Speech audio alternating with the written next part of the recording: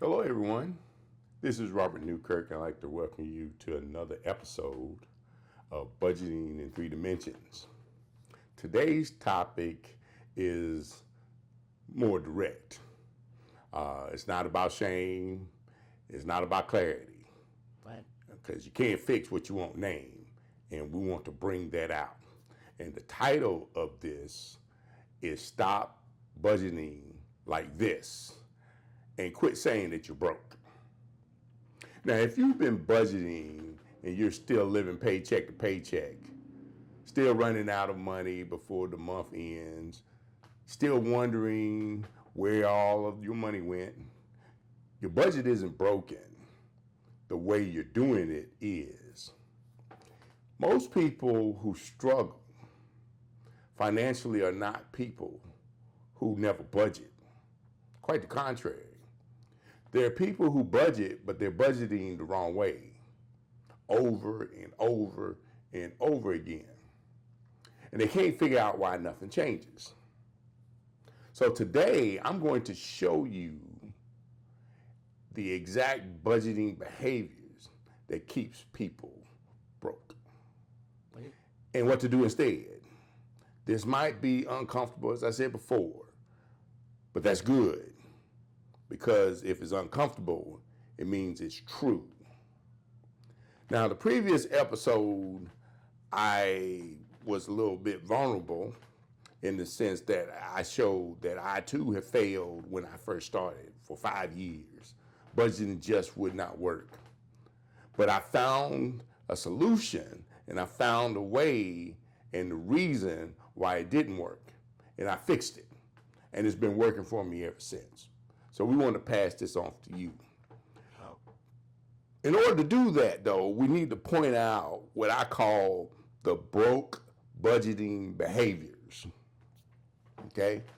And these are what actually keep people stuck in their budgeting process is inevitable. So we're going to point those out. So broke behavior number one, writing the budget and never looking at it again. Okay? Most people build their projected budget at the start of the month and they treat it as if it's a finished product. Ooh. But they never track against it.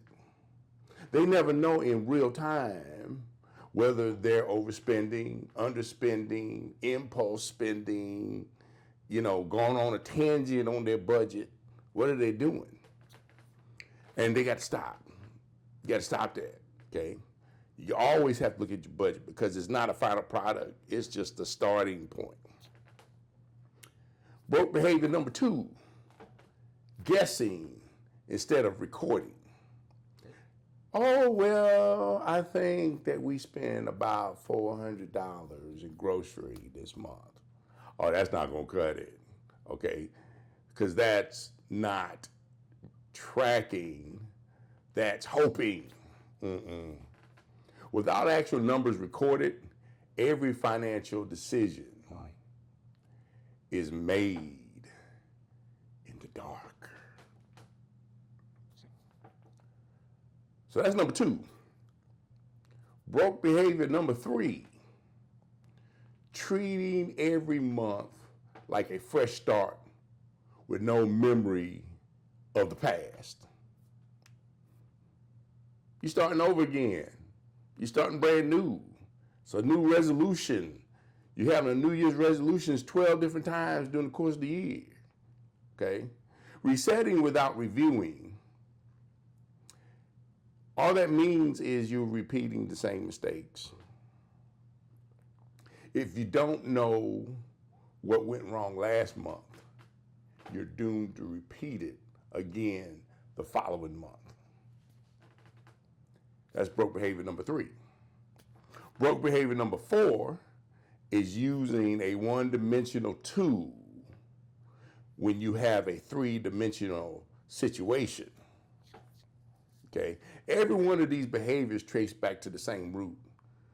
You're relying on the projected budget, but you think it's the final project to get you the whole year. But you're ignoring the other two dimensions, because the title is budgeting in 3 dimensions, not budgeting in 1 dimension. There are 2 other dimensions that's going to make it functional, okay? None of us has a character flaw when it comes to budgeting. Every single one of these behaviors is a direct consequence of using an incomplete system, okay? So what's the correction? Okay, we pointed out 4 broke behaviors. Well, obviously, if we don't want to stay broke and we want to quit saying that we're broke, we need to get rid of them. So what we do, okay? For every broke budgeting behavior I just named, there's a direct correction built into budgeting in 3 dimensions. And let me walk you through it. So fix number 1, stop writing a plan you never check. Because we got to add the actual budget, which is the 2nd dimension. What does it correct? The habit of building a projected budget and abandoning it mid-month. And we know what mid-month is. That's like the worst time when it comes to budgeting, particularly when you're only using 1 dimension. The mid-month is where the emergency occurs. It always occurs on the 14th or the 15th or the 16th of the month. And, oh, we did not put that in the budget. The budget is blown. What are we going to do? Okay. So we need that 2nd dimension here, which is the actual budget. It's a real-time record of every dollar spent. And it sits alongside the projected budget and shows you at any moment exactly where you stand, because it also reflects everything that you haven't spent yet. So you may have allocated $400 for the groceries, but you only spent $175. Well, that's $225 that you have not spent yet. You need to know that, especially with the emergency occurs, because maybe, just maybe, some of that money needs to go to pay for that emergency expense. And that's what we're getting at here, okay? The result is you stop being surprised at the end of the month. You catch overspending while there is still time to correct it. So fix number 2, stop guessing and start recording. So we actually need to commit to the actual budget. Don't just add it and then just say, oh, well, I'm doing it. No, we need to commit to it, okay? What does it correct? The behavior of estimating instead of tracking real numbers, okay? So you're not estimating, you're not, oh, I think we spent about $400. No, you can go and say, we spent $389.89 in the grocery. You know exactly how much you spent. When you record your actual spending consistently, patterns become undeniable. You can't argue with your own numbers. They're your numbers. Yes, they're there, they're real. And you can't change what you won't measure. The result is that financial blind spots disappear. Every category, from groceries to dining, subscriptions, impulse spending, miscellaneous spending, all of that is visible and accountable. What's fix number 3? Fix number 3 is stop starting over every month, which means we're about to add the 3rd dimension, which is the summary budget. What does it correct? The pattern of resetting without reviewing. You repeat the same spending mistakes month after month. So now you got the 3rd dimension here, the summary budget. The summary budget is a running record of monthly data over time. It shows trends, it shows your variances, it shows progress that a single month's budget can never reveal. So the result? Every month informs the next. You're no longer starting over, you're building. And that cumulative picture is what finally breaks the cycle. Each fix maps directly to the broke behaviors. Okay? And that behavior causes the result, and this dimension corrects it. The projected budget isn't the villain. It's just incomplete. And it's incomplete without the other dimensions. Okay? You need all three dimensions. Position all three as a unit, not a replacement. So what's the reality check here? What is the reality check? Okay? If you keep budgeting the way you've always budgeted, you budget with one dimension, the projected budget, you never look at it again, or no, you don't track it, you don't review it, your finances will look exactly the same 12 months from now. You would not have accomplished anything within those 12 months because you keep doing the same thing over and over and over again, and you don't even realize that's what you're doing. Now, I know you tried. I know you tried. I know you tried. Trust me, I know you tried. I know you started over more times than you would like to admit. And that effort matters. Yes, it matters because you care. You care about where you're going financially, okay? But effort through the wrong system is just exhaustion. And you will carry yourself to exhaustion. Yeah. Adding the actual budget stops the bleeding mid-month. Adding the summary budget stops the cycle month after month after month. Any bad habit that you have as far as your spending is concerned, it stops. Okay? So what we need to do is put them all together and transform that one-dimensional plan that you used to work with and turn it into a functional financial system. And this is the honest promise here, okay? Because this isn't a shortcut. It's more work up front, but it's the kind of work that actually produces results. And after 90 days, it becomes the easiest thing that you can do for your money. So stop saying that you're broke, okay? Knowing what to stop is only half the equation.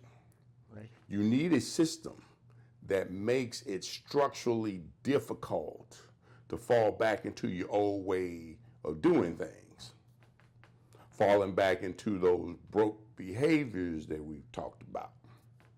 And that's exactly what I designed. So we got Budgeting 3 Dimensions, the course, the money management course. Okay, what does it address? Every broke behavior covered in this episode has a dedicated module in the course. Why behaviors depend, how to recognize your own habits, and how to replace it with a three-dimensional practice. That's what the course does for you. Who's it for? It's for anyone that has been doing the work but not seeing the results. If your effort hasn't been paying off, the course will show you exactly why and exactly what to change. The outcome, you leave with a clear understanding of the system and the habits needed to run all three dimensions every single month. The next thing that I have is the Budget 360 application tool. What does that eliminate? The broke behaviors. The tool is built so that if you skip the actual budget or ignore the summary budget, it gives you a lot of resistance because it works in tandem all together. Everything works together. Everything is integrated together. Matter of fact, the Budget 360 application tool actually builds the summary budget for you. Okay? It becomes the path of least resistance. Using all three dimensions is where you're at, and you will stay there. So what does it provide? It provides a single place where your projected budget, your actual budget, and your summary budget live together, all in one place. It's engineered around the philosophy of budgeting in three dimensions. The accountability layer, when the tool is doing its job, you can't write a plan and forget it. You can't guess instead of record. You can't reset without reviewing. The broke behaviors have nowhere to hide at this point. They've been exposed, and now you can eliminate them altogether. So you got the course, you got the tool, you got the book. Whatever entry point works for you, but stop running a one-dimensional budget on a three-dimensional problem. So go to our website at robertfnewkirk.com and click the link for the course, or you can click the link to purchase the book, or you can click the link to access the Budget 360 application tool. If your budgeting is still broke, I need you to hear this one more time. It's not you. It's not you. It's not you. It's the method. And the method is fixable. Stop writing a plan you'll never track. Stop guessing what you spent. Stop erasing last month without learning from it. Start using budgeting in three dimensions. Get the book, take the course, and access the budgeting application tool. Then stop saying that you're broke. The broke budgeting stops today. You've got budgeting in three dimensions, and it's time for you to use them.